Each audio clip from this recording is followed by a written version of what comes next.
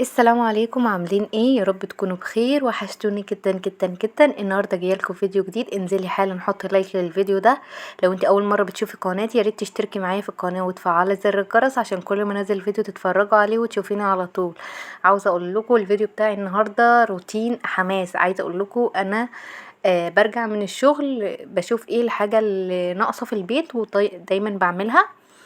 بتشجع بيكو وبتشجع باللايك اللي انتوا بتحطوه وبتشجع بكلامكم الجميل. بصراحة لما بشوف فيديو روتين او فيديو اكل او فيديو اي حاجة بتشجع وبقوم بخلص اللي ورايا. كلنا عارفين البيت بتاعنا بيكون محتاج ايه. عندي كانت الشقة تقريبا كلها نظيفة. اوضة النوم هي الصراحة اللي كانت محتاجة مني ترويق جامد شوية. انما بقية الشقة كانت ايه حاجات كده من على الوش وخلاص. فقلت بقى النهاردة هروق اوضة النوم معاكم ونظبط كده الدنيا.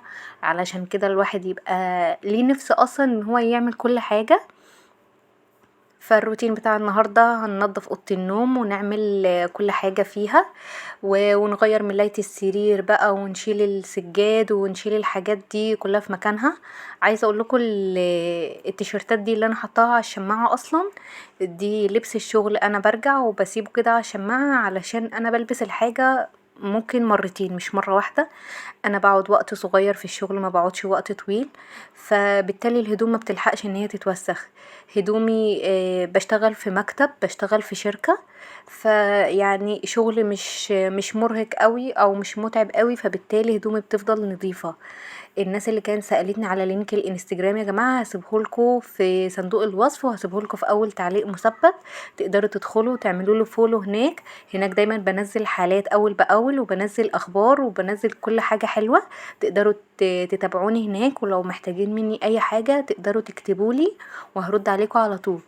الناس يا جماعة اللي كانت تسألني على الفيديو بتاعي اللي فات اللي هو فيديو المحكمة. عايزين تعرفوا اي حاجة بخصوص الاوراق او اي حاجة بخصوص الدعاوي او القضايا ابعتولي على الانستجرام وانا هرد عليكم على طول. انا برفع القواضي بنفسي، برفع القضية بنفسي. مش مكلفة محامي او كده لان المحاميين بتاخد فلوس كتير وانا الصراحة مش في امكانياتي ان انا ارفع محامي. فبالتالي بروح المحكمة وبالبطاقة بتاعتي بخلص كل حاجة.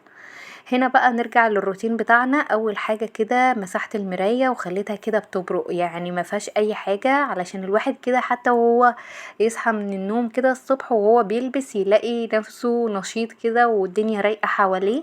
وحتى لو في اي حاجة بتبقى حاجات بسيطة جدا الواحد ايه ما يتخنقش اول لما يجي يعملها. وانا الحمد لله بيتي كله انا مرتباه ومنظماه كده. كل اللي بيحصل فيه شوية كركبة كده بسيطة بسبب لعب مهند وكوكي مش اكتر من كده. غير كده لا. ان شاء الله الروتين النهاردة يعجبكم. لو انتوا وصلتوا معايا في الفيديو لحد هنا اللايك مش هيفرق معاكم باي حاجة. ادعموني باللايك بقى بالله عليكم، حطوا لايك للفيديو. ولو انتوا اول مرة بتشوفوا قناتي اشتركوا في القناة وفعلوا زر الجرس. زي ما انتوا شايفين كده انا تقريبا بخلص كل حاجة بسرعة وبحاول ان انا اقصر لكم في وقت الفيديو علشان ما تملوش. هنا بقى شلت السجاد بتاع الاوضه نضيف ما فيهوش اي حاجه، بس انا هاخده وهنفضه بره على السلم وبعد كده هرجعه وهفرشه من اول وجديد. همسح الاوضه بقى وهكنس وهعبي الزباله وبعد كده ايه هفرشه من اول وجديد. بصوا عايزه اقول لكم الاوضه هتفرق 360 درجه من دلوقتي لبعد كده. طبعا انا بدأت في الروتين كانت كوكي ومهند نايمين، بس دلوقتي الحمد لله هم صحيوا.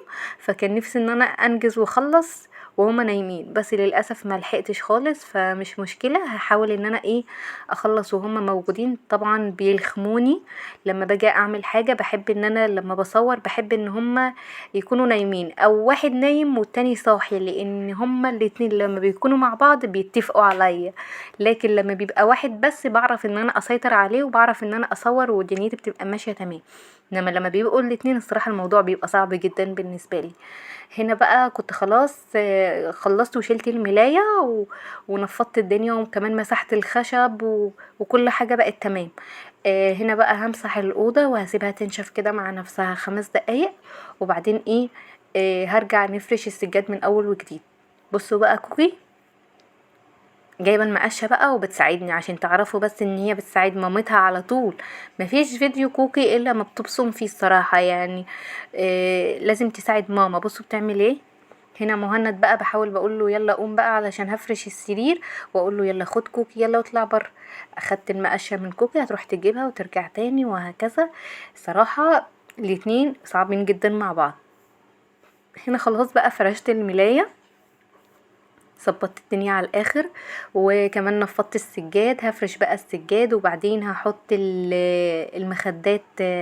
ه- هشيل الكيس القديم بقى وهحط بقى الكيس الجديد، وبعد كده هحط الملاية بقى في الغسالة وهشغل الغسالة. عايزة اقول لكم بجد الروتين النهاردة مشجع جدا وسهل كده وبسيط. عايزة اقول لكم انت لما دايما بتحطي ايدك كده في البيت وتحسي بريحة النظافة وتحسي ان الدنيا رايقة حواليكي، ده بيشجعك وبيديكي طاقة ايجابية ان انتي تقومي تعملي اي حاجة ناقصة في بيتك او ان انتي تعملي حاجة تانية جديدة. عايزة اقول لكم احنا دلوقتي خلاص باقي ايام بسيطة على رمضان. الحمد لله كده، ربنا يعود علينا وعليكم الايام بخير يا رب. وكل سنة وانتم طيبين. ان شاء الله كده تقريبا الاسبوع اللي جاي تقريبا هيبدأ رجب. فعايزه اقول لكم بجد مبسوطه جدا الايام دي، انا بحبها قوي. وان شاء الله هنعمل روتينات جميله جدا مع بعض، وكمان هنعمل خزين حاجات عندنا في البيت. انا بحب ان انا اخزن حاجات عندي في البيت، وفي حاجات انا خزنتها بالفعل لما بيبقى في الموسم بتاعها. يعني انا خزنت عندي جوافة علشان عصير رمضان يعني وكده، ودلوقتي وخزنت كمان مانجا، ودلوقتي في طبعا فراولة علشان العصاير وكده. ولو في اي خضار طبعا لازم بتخزني علشان ده بيسهل عليك الوقفة في المطبخ. اي حاجة هجيبها وهخزنها هعملها معاكم بفيديو، وعايزاكم كده تشجعوني كده باللايك. ومبسوطة جدا بصراحة بالكلام اللي انتوا بتكتبوه لي تحت.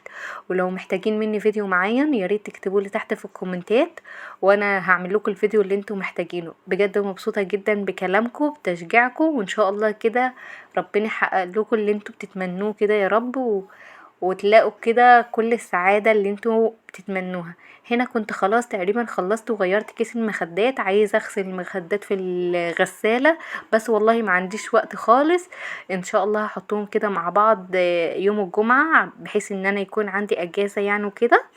فهحطهم بقى في الغسالة واغسلهم. مبسوطة جدا. ايه رأيكم بقى في طقم السرير ده؟ عايزة اقول لكم بقى لي فترة طويلة جدا ما فرشتوش على السرير. ومهند وكوكي الصراحة بيحب ان هم يلاقوا طقم جديد كده، دي حاجة بتفرحهم قوي. عايزه اقول لكم انا مبسوطه جدا وان انا عملت معاكم الروتين ده. عايزاكم تتشجعوا معايا بقى كده، ولو في اي حاجه تقومي كده تعمليها ما تكسليش عشان الجو شتا. وده كان فيديو النهارده، يا رب يكون عجبكم. لو انتوا اول مره بتشوفوني حطوا لايك للفيديو، واشتركوا معايا في القناه وفعلوا زر الجرس عشان كل ما انزل فيديو تتفرجوا عليه وتشوفونا على طول. والسلام عليكم ورحمه الله وبركاته.